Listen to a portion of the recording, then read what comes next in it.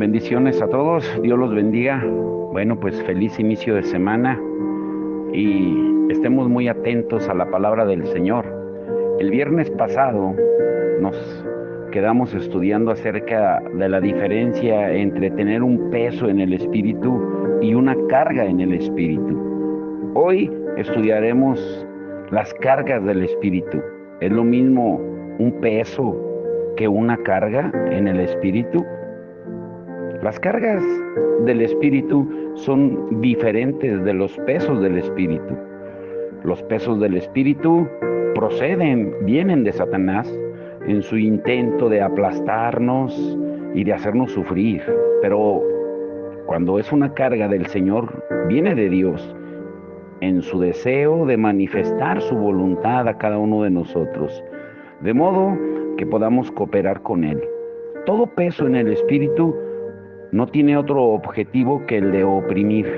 Por lo tanto, en general, no sirve con ningún propósito alguno y no produce ningún fruto. Una carga, sin embargo, del Espíritu, por otra parte, es dada por Dios a cada uno de nosotros con el propósito de llamarnos para que trabajemos, oremos, prediquemos. Es una carga con un propósito, con una razón y para un provecho espiritual. Y debemos de aprender a distinguir la carga del Espíritu del peso del Espíritu. Satanás nunca carga a los cristianos con nada. Él solo les pone un cerco a su espíritu y les oprime con un gran peso. Y un peso así dobla el espíritu de uno y nubla la mente, impidiéndole que funcione. Una persona con una carga o una misión de Dios simplemente la lleva. Pero el que es oprimido por Satanás encuentra que todo su ser está amarrado.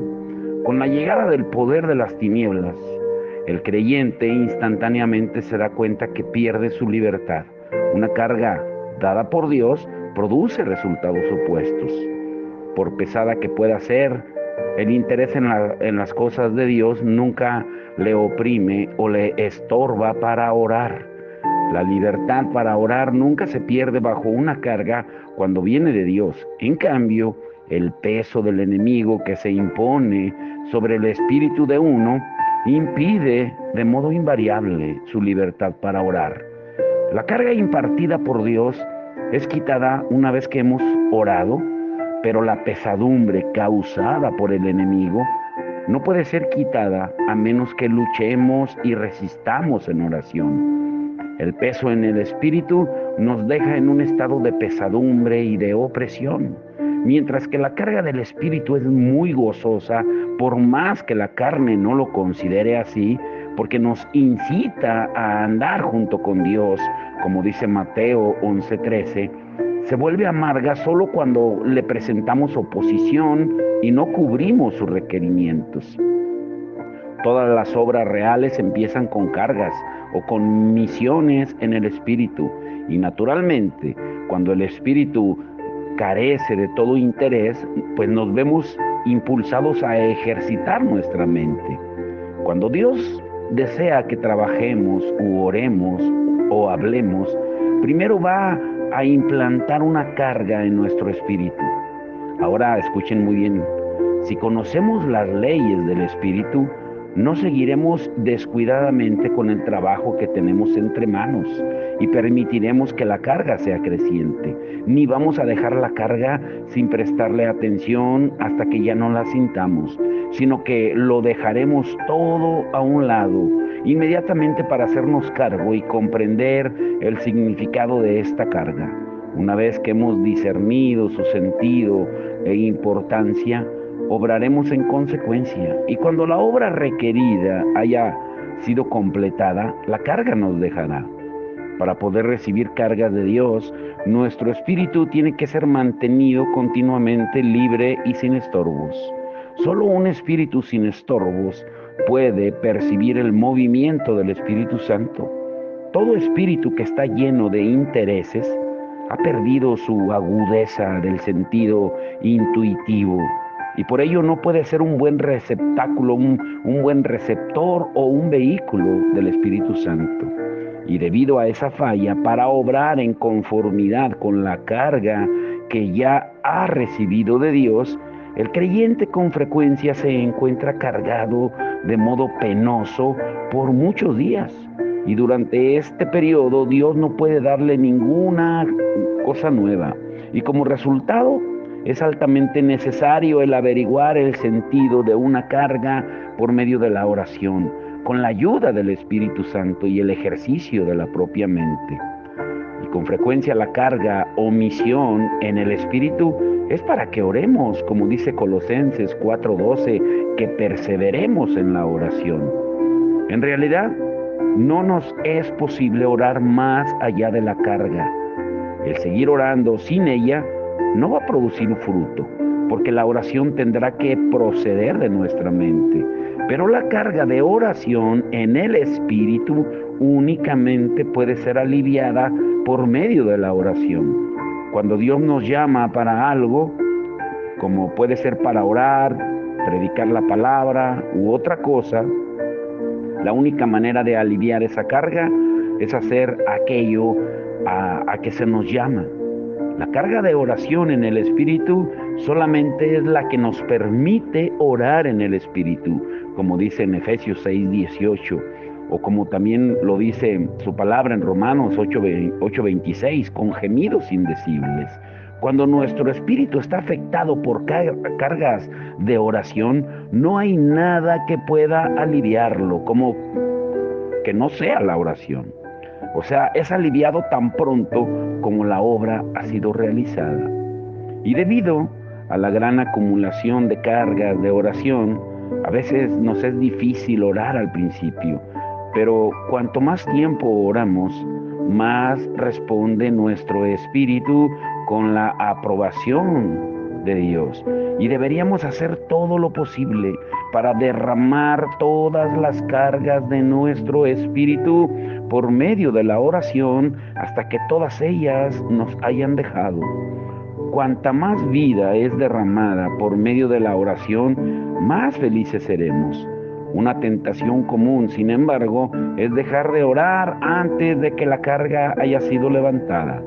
Cuando comenzamos a sentir júbilo en nuestro espíritu, asumimos que nuestra oración ha sido contestada, sin darnos cuenta de que estamos todavía empezando a ocuparnos en la obra espiritual. En este momento nos desviamos para atender otros asuntos y entonces la obra espiritual sufre una gran pérdida. El creyente nunca debería considerar la labor espiritual como altamente gozosa o jubilosa, como si la presencia de una carga hubiera de quitarle lo que él considera una experiencia espiritual. Es lamentable que uno no se dé cuenta de lo que es verdaderamente el esfuerzo espiritual de la carga del Espíritu. El que está dispuesto a sufrir por Dios y los hombres no vive para sí mismo, pero los que van en busca de placeres sensoriales, solamente almáticos, emocionales, y ven con aprehensión el llevar cargas para Dios y la iglesia, pues están viviendo solo para sí mismos.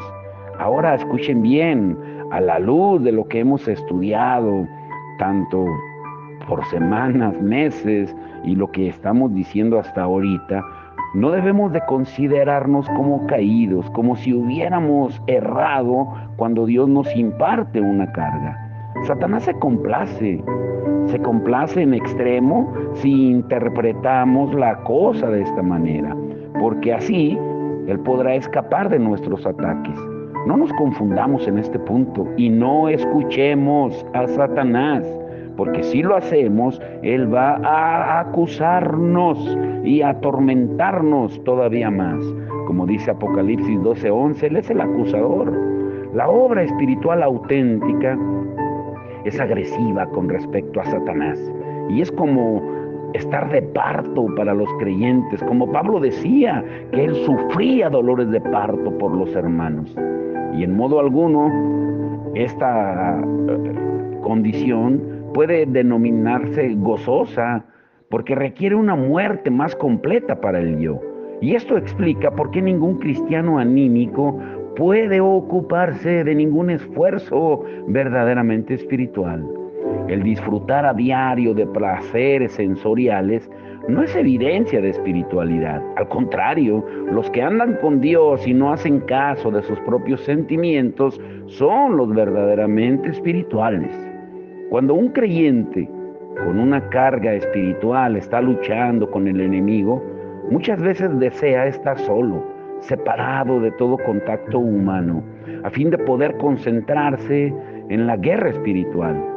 Antes de terminarse el combate, apenas tiene oportunidad para tener un rato de descanso. Un cristiano espiritual debería dar la bienvenida a toda carga que el Señor pone en su camino.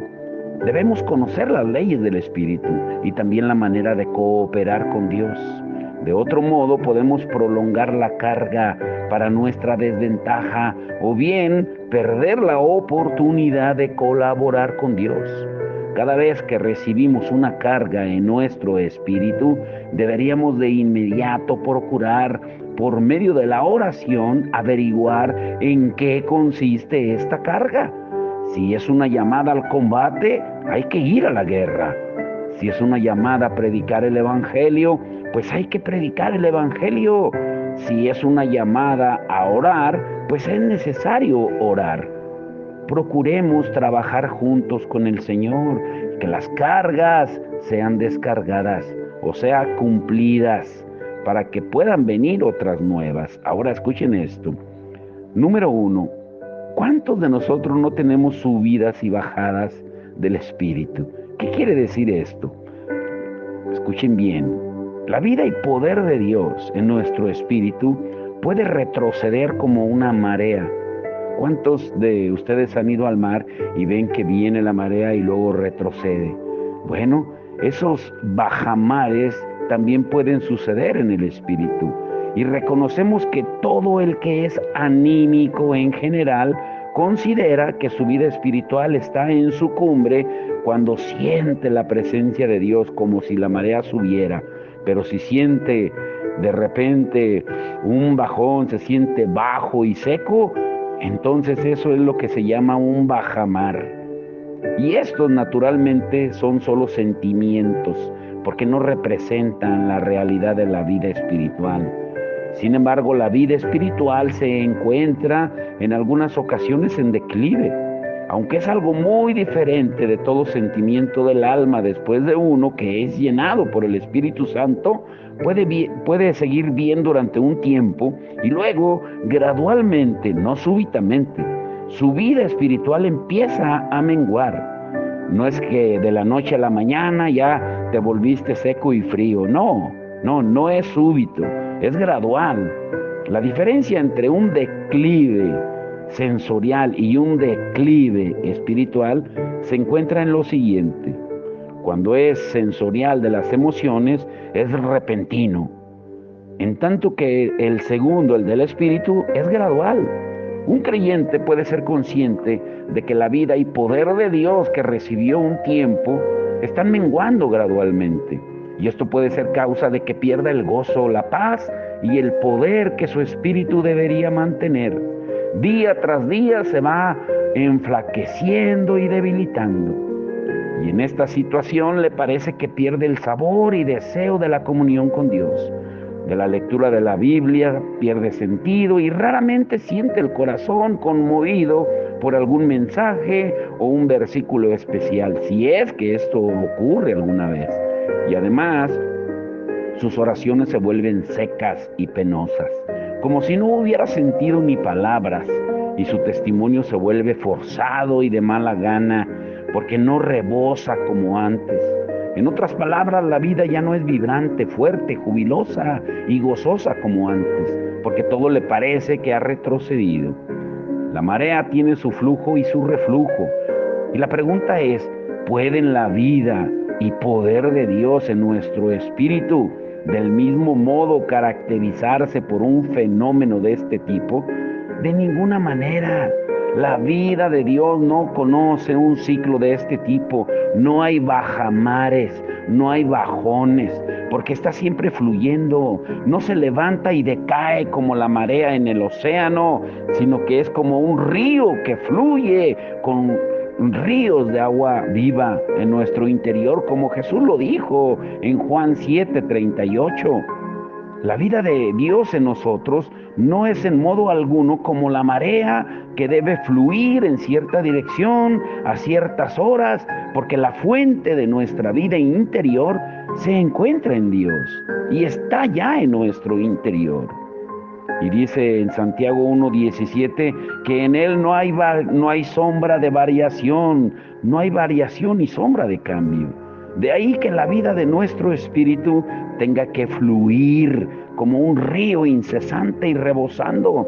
Por lo tanto, si alguno se da cuenta de que su vida está retrocediendo, pues debe hacerse cargo de que no es la vida la que decae, es simplemente que cesa de fluir, y debe saber que este flujo y reflujo es totalmente innecesario. No hay que dejarse engañar por Satanás y considerar que uno que está todavía en el cuerpo no puede estar lleno permanentemente de la vida de Dios. Su vida en nosotros es como un río de agua de vida. Y si no se le ponen obstáculos, va a fluir de modo ininterrumpido. Un cristiano puede experimentar una vida que fluye de modo permanente. Una marea baja es algo innecesario y además es anormal. La cuestión que consideramos no consiste en ver de qué forma podemos inducir que la vida espiritual se levante después de haber caído, sino más bien cómo podemos conseguir que fluya. La fuente de vida permanece dentro del creyente. Aunque ahora se haya bloqueada, no hay nada que vaya mal en la entrada, es la salida la que se ha obstruido. El agua de vida no sale porque el flujo no puede transitar. Si la salida no estuviera obstaculizada, pues el agua de vida seguiría fluyendo incesantemente. Y lo que necesita el Hijo de Dios no es más vida, sino más flujo de vida, quitar el estorbo para que corra como ríos de nuestro interior. Inmediatamente después de haberse dado cuenta de que está menguando en la vida espiritual, el Hijo de Dios debería comprender de modo automático que hay una obstrucción dentro de él en alguna parte. Satanás va a usar muchas maneras. Por ejemplo, te acusará de haber retrocedido espiritualmente. Otras personas van a juzgar que has perdido poder. Y tú mismo vas a imaginarte que tienes que haber cometido algún pecado grave.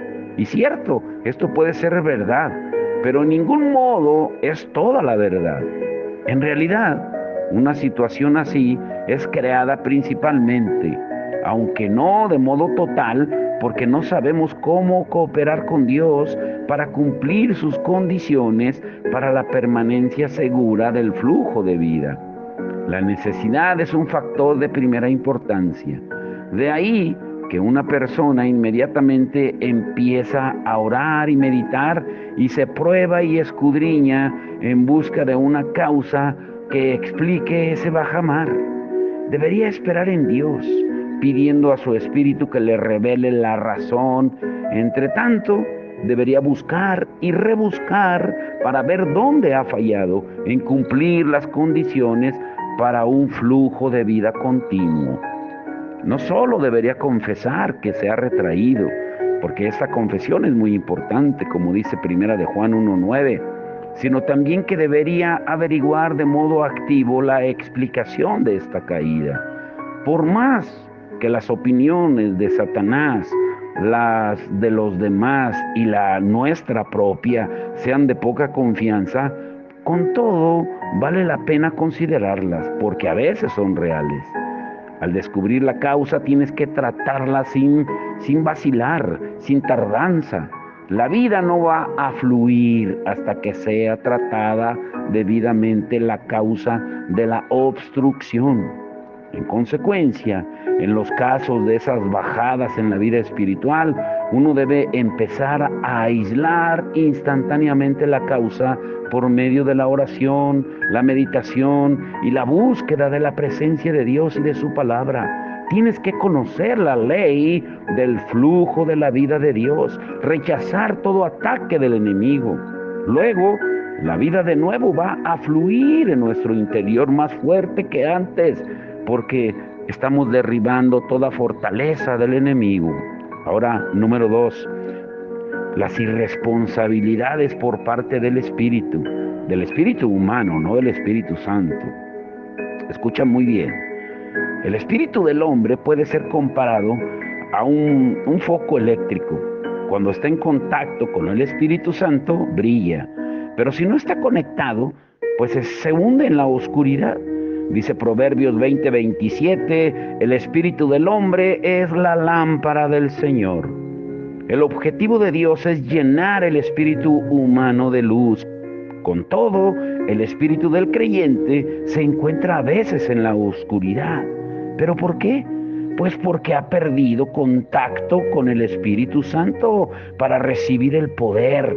Si el espíritu de uno está conectado o no con el Espíritu Santo, pues basta con notar si está brillando o no. Hemos dicho antes que el Espíritu de Dios permanece en el hombre y que el hombre coopera con él mediante su propio espíritu. Si el espíritu del hombre ha sido privado de su condición normal, va a parecer que está desconectado del Espíritu Santo porque perderá toda su luz. Es pues muy necesario que mantengamos nuestro espíritu en un estado tranquilo y saludable, de modo que nos garantice su cooperación con el Espíritu Santo. Si es perturbado por fuerzas externas de modo automático, se ve privado de su poder para cooperar con el Espíritu Santo y se hunde en las tinieblas. Ahora bien, estos fenómenos son causa de que el espíritu falle en su responsabilidad de cooperar con el Espíritu Santo. En tanto que no es capaz de cumplir su responsabilidad, pues la victoria es para él imposible. Supongamos que una persona se levanta por la mañana y tiene la impresión de que ha perdido fuerza su espíritu. El enemigo quizá le inducirá a creer que es debido a su cansancio físico, al resultado de su exceso de trabajo el día anterior. Y si acepta la sugerencia del enemigo sin más y permite que su espíritu se vuelva irresponsable, pues se verá despojado de toda su fuerza para rechazar las tentaciones de aquel día, así como para cumplir el trabajo del día. Y debe buscar de modo inmediato la causa real, porque el espíritu debería ser activo y lo suficientemente poderoso para regular y someter al cuerpo y no ser afectado de modo adverso por él. Debería reconocer que su espíritu, habiendo sido atacado por el enemigo, se ha vuelto irresponsable. Inmediatamente debe buscar la recuperación, o bien será derrotado en el momento en que se encuentre con otro cualquiera. Nunca hay que permitir que el estado de responsabilidad inicial del día continúe hasta el mediodía, porque este es un método seguro para ser derrotado. Una vez que nos demos cuenta de que el espíritu obra de manera irresponsable, el creyente debe oponerse sin tardanza a todas las obras del enemigo, así como a todas las causas, para que el enemigo pueda trabajar. Si se trata solamente del ataque del adversario, el espíritu va a recobrar su libertad después de haber resistido, como dice Santiago 4:7. Pero si hay justificación para el ataque, esto es, si la persona ha abierto puertas, ha cedido algún terreno al enemigo, pues entonces hay que descubrir la razón y tratarla. En general, la razón se relaciona con la historia pasada de cada persona. Necesita orar sobre cosas que hayan pasado, como sobre su ambiente, su familia, parientes, amigos, trabajo y otros puntos. Cuando su espíritu se siente libre después de haber orado por una cosa determinada, pues entonces es que ha aislado la causa del ataque del enemigo. Poco después de haberse hecho cargo del asunto, el espíritu del creyente se verá libre y restaurado a su función original. Algunas veces, sin embargo, la irresponsabilidad del espíritu es debida a que el cristiano ha soltado las riendas, permitiendo que el espíritu se descarríe en su curso, dominado por el alma. Pero debemos notar por la palabra de Dios, dice 1 Corintios 14:32, que los espíritus de los profetas están sometidos a los profetas. Y también Ezequiel 13:3 dice: ay de los profetas insensatos que andan en pos de su propio espíritu. Por eso es de extrema importancia que el cristiano controle su espíritu, ejerciendo su voluntad, de modo que su espíritu no se vaya a extremos, sino que se mantenga en un estado de cooperación con Dios. El espíritu del hombre puede descarriarse. De ahí que se haga notar en Proverbios 16:18 un espíritu altivo. El espíritu del hombre puede emprender acciones independientemente del espíritu de Dios. Si un creyente no ejerce suficiente dominio sobre él y le sujeta a Dios, se va a descarriar. En consecuencia, deberíamos ser vigilantes para que nuestro espíritu no se desvíe del espíritu de Dios, que no pierda su comunión tranquila con Dios y que se vea impedido para colaborar con Él. En ocasiones la irresponsabilidad del espíritu humano es debida a su endurecimiento. Dios requiere un espíritu humilde y tierno para expresar su mentalidad. Si el espíritu se vuelve orgulloso, inflexible, áspero, pues las operaciones de su espíritu se van a encontrar impedidas, porque solo un espíritu que cede, que es humilde, puede cumplir el pensamiento del espíritu divino. Éxodo 35:21 dice: todo aquel a quien su espíritu dio voluntad. Un cristiano debería poder ceder a Dios de modo inmediato su espíritu, su voluntad, y debería ser sensible de manera que pudiera percibir la orden de la más silenciosa orden divina y responder inmediatamente. Pero si el Hijo de Dios se endurece, no solo es impotente para seguir su voluntad, sino que no es apto para oír la voz del Espíritu Santo en su espíritu. De ahí que sea necesario mantener el espíritu tierno y flexible a fin de poder seguir en todo momento los latidos delicados desde adentro. Esto es lo que el apóstol dice cuando escribe en 1 de Tesalonicenses 5:19: no apaguen el espíritu. Un cristiano tendría que hacer caso de toda palabra, de todo movimiento y sentimiento de su hombre interior, o sea, de su espíritu, con mucho cuidado. Al hacerlo, su estado de conciencia espiritual se va a ver agudo y Dios podrá darle a conocer su voluntad. Si una persona desea andar por el Espíritu, debería reconocer cuando no es responsable e incapaz de cooperar con el Espíritu Santo y también determinar el por qué. Debería guardar su espíritu con cuidado a fin de protegerlo contra todas las perturbaciones, tanto del enemigo como las de la vida del yo, y asegurarse una comunión apacible con Dios. Ahora, número 3. Escuchen, esta es la parte importante. Las condiciones del espíritu. Vamos a resumir. Un creyente debe conocer todas las leyes del espíritu si desea vivir por él. Si no está alerta y pierde la cooperación de su espíritu con Dios, de modo indudable ya ha caído. El discernir la condición espiritual del hombre interior es una de las leyes más importantes y básicas que pertenecen al espíritu. Todo lo que hemos estudiado en este estudio está incluido en esta ley. Ahora, un hijo de Dios debería conocer cuál es la condición normal de su espíritu y lo que no lo es.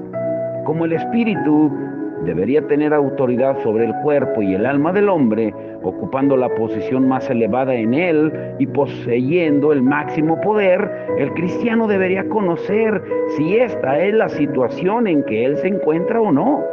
Y debería también reconocer si su espíritu ha perdido su normalidad, si la perdió a causa de guerra espiritual o del ambiente que le rodea. Las condiciones del espíritu pueden ser clasificadas generalmente en 4 tipos. Escuchen esto. Número 1, el espíritu es oprimido y por lo tanto se encuentra en declive. Número 2, el espíritu está bajo compulsión y por tanto se ve forzado a una actividad excepcional. Número 3, el espíritu está contaminado, como dice 2 Corintios 7:1, puesto que ha cedido terreno al pecado. Y número 4, el espíritu está quieto y es firme debido a que ocupa su posición legítima. El cristiano debería conocer por lo menos estas 4 condiciones diferentes y también comprender cómo puede tratar cada una de ellas si es necesario. Con frecuencia, el espíritu de una persona se hunde y es puesto de lado debido a su propio descuido o bien cuando el enemigo ataca.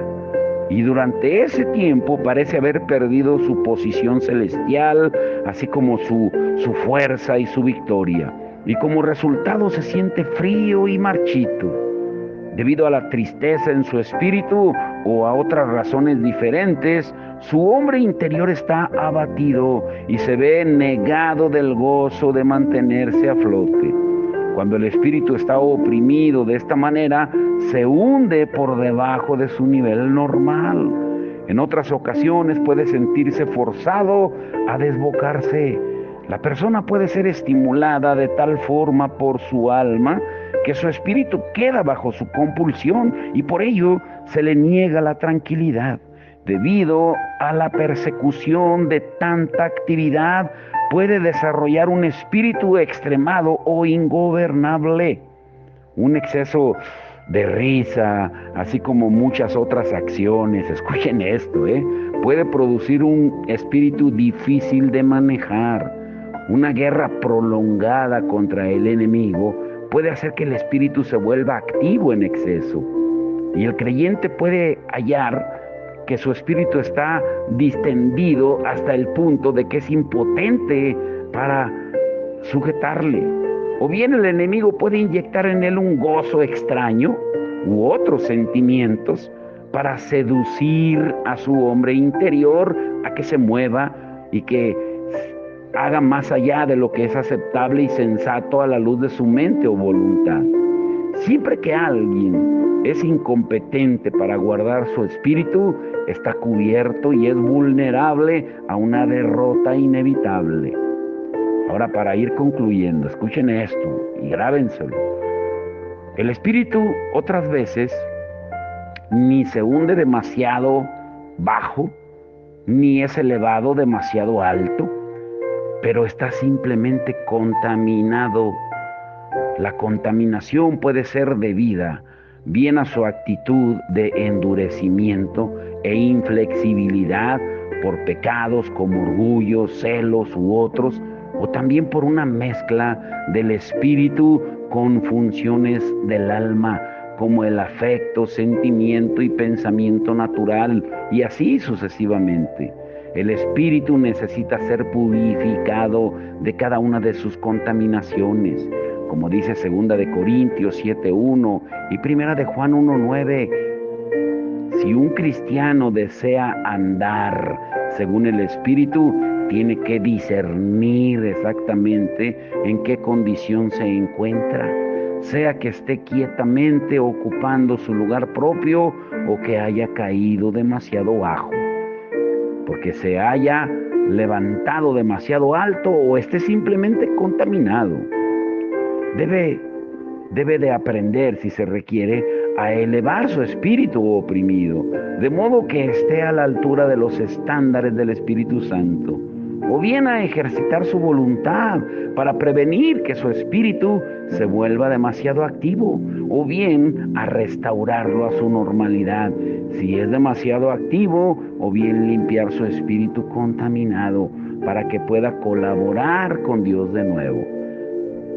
Ay, ay, ay, escuchen muy bien, este estudio no es fácil de digerir, por eso hablamos de que es muy diferente cuando tú tienes un peso en el espíritu que una carga en el espíritu, y Satanás se aprovecha de esa ignorancia para ponernos peso, para afligirnos.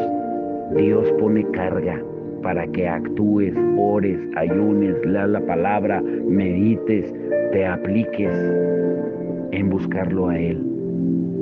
Satanás pone su peso para oprimirte, para apagarte, para ahogarte, desanimarte.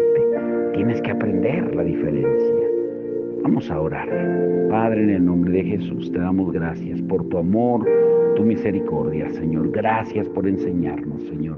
Gracias por enseñarnos y desenmascarar una de las estrategias, de las artimañas de Satanás, que son más usuales, Señor, con los creyentes, y es el del poner peso, haciéndoles creer que es una carga tuya, y los aflige, los deprime, los atormenta, los estresa, los preocupa, porque les hace creer que viene de ti, pero es un peso, es un lastre, es un plomo que le pone al espíritu para que no tenga discernimiento, para que no escuche la voz tuya. Señor, por eso tú nos hablas en tu palabra, que sepamos discernir espiritualmente las cosas de Dios, en 1 Corintios, todo el capítulo 2, y que debemos de estar alerta porque todos los días escuchamos 4 voces.